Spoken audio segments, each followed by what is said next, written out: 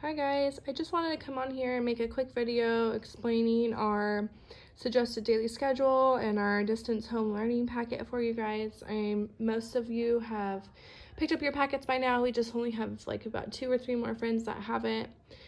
They should have theirs by today, so I just wanted to make this going over everything so there's no confusion on the information that we pushed out for you guys. So when you open up your folder, we have this suggested daily schedule that first grade team came up with. It's very straightforward on, what we suggest happen throughout your day. It's really, really important to keep a kids on a schedule. This releases anxiety as well, so kids aren't, trying to guess when they'll get playtime, when they get to stop, or when they get to do homework. So just keeping them on a schedule so they know what to expect. Everything's the same every day, so there's no anxiety there. If this schedule doesn't work for you, that's fine. You can Google different schedules. You can go on teacherspayteachers.com and find different schedules. There's tons on there. You can find one that fits your guys' already like at-home schedule that you have, or you can find one, just whatever you guys like. You can go on there and just find whatever fits your guys' family. That's totally fine. This is just a suggestion, but it is highly recommended to keep the kids on a schedule, keep them in a routine. It's really important. So this is our suggested schedule. If you look at it, you're not going to be having 6 hours of sit down doing homework type stuff like they do at school. It's just not going to happen. The reality of it is it's not going to happen at home, and we wouldn't want it to happen anyways. Kids, they're just not going to learn or retain information that way. So we're not expecting you guys to sit home and do homework for 6 hours out of the day. Totally don't expect that. It's not going to happen, and we don't want it to either. We want to keep their brains stimulated. So outdoor activity as well is really good. So on the back of this page is going to be your learning schedule of things that we have. It's broken down really nicely. So we have week 1, day 1, week 1, day 2, and this column is all week 1. Then we have week 2, day 1, all in this column. And it lines up perfectly with our at-home learning packets. This is what our packet looks like. The kids can color this, they can write their name, whatever they want. When you open it, each paper has the week and the day that it lines up with. So week 1, day 1. Some of them have it on the bottom, but some of them got cut off. So we made sure to write it on the top as well. So addition up to 20. If you go over to your schedule, week 1, day 1, addition up to 20. The next thing says place value, cut and paste. So anything that's cut and paste,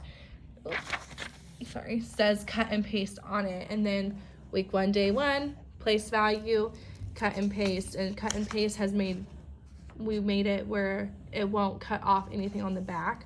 So the kids just cut right on here, glue right onto here, and it doesn't affect this paper. So we also have reading comprehension. So here we go, week 1, day 2. It comes with a little passage, tells you to find in-text citation, what color to highlight it, and they're using that to answer these questions directly. So there are lots of different levels in this packet. There's high levels, there's low levels. Some of this might be too easy for your child. That's fine. It's great to use it as review.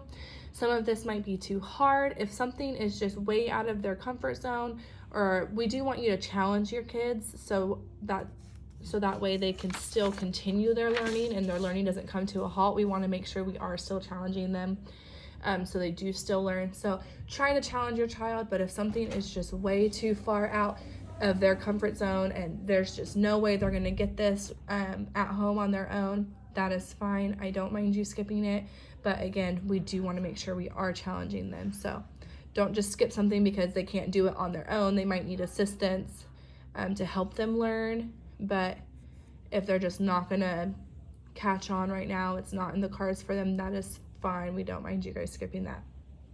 Okay, on the other side of your paper, we have the School is Out reading challenge. So this correlates with reading. It's just something fun for them to do. Obviously, we don't expect you guys to do all of these. There are more boxes than we have days off.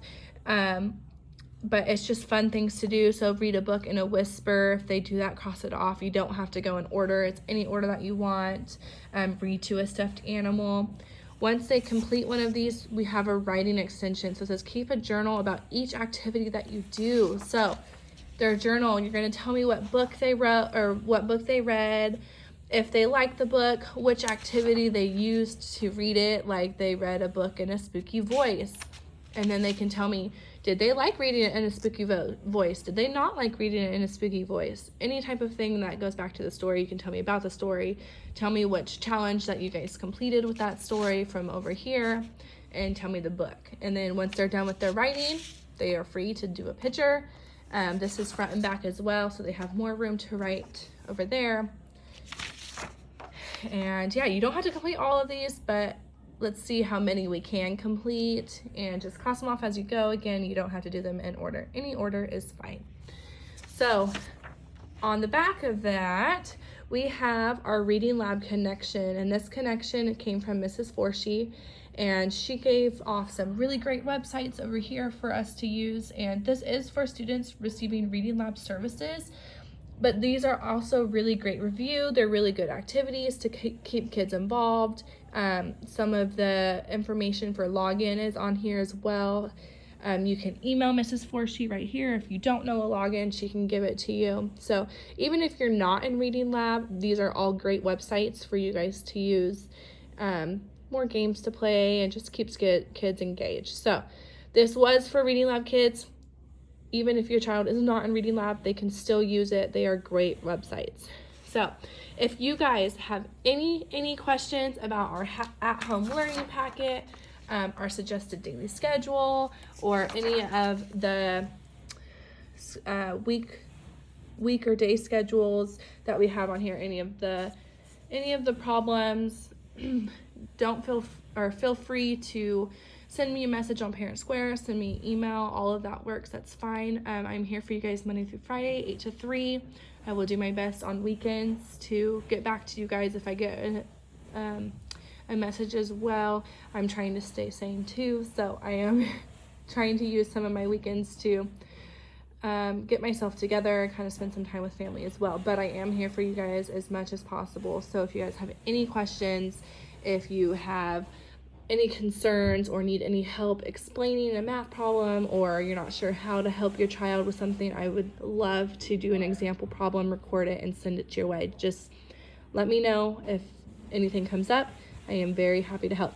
Okay, bye guys.